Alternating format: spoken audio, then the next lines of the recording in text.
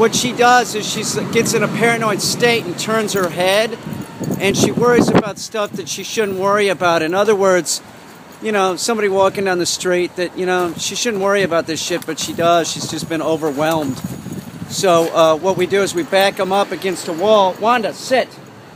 Right? So she's sort of like, so she's like this, so that her ass is, you know, against the wall, so she can turn her head side to side, but she's not going to go into a flight stage. And she can get accustomed to all the things that are out there. The noises seem to bother her. And so when we're walking with her, she turns her head around and stuff. So she never really gets used to these noises because she jumps into like a flight response.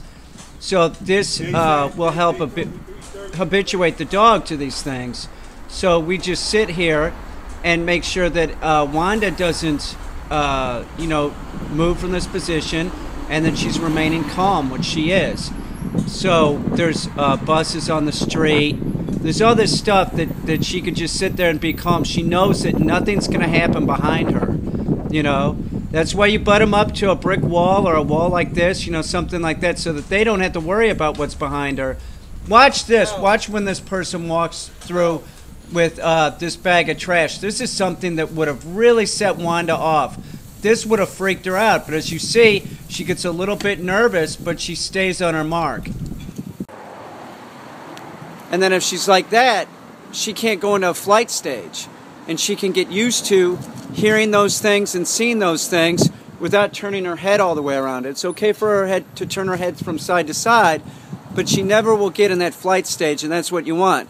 So that'll help because you can habituate the dog to these sounds without going into the fear state. And that's key with this dog, is making sure that it knows it doesn't have anything to worry about. When the dog goes into those flight stages, you need to correct the dog. So see, if you see there's people walking by, we have no fear of her going into a flight stage because she's butt up against the wall. She knows that what's behind her is, there's nothing to worry about. So all these sounds and everything out front, she'll get used to it over time. So do these exercises, it'll help. Everybody we walk by has to make a comment about her. Like, ooh, pretty poodle. They stop dead in their tracks smiling. It's ridiculous. You know, you can't walk down the street with this dog without people leaving you alone. You know, and her head keeps turning because she's, you know, what the fuck is that?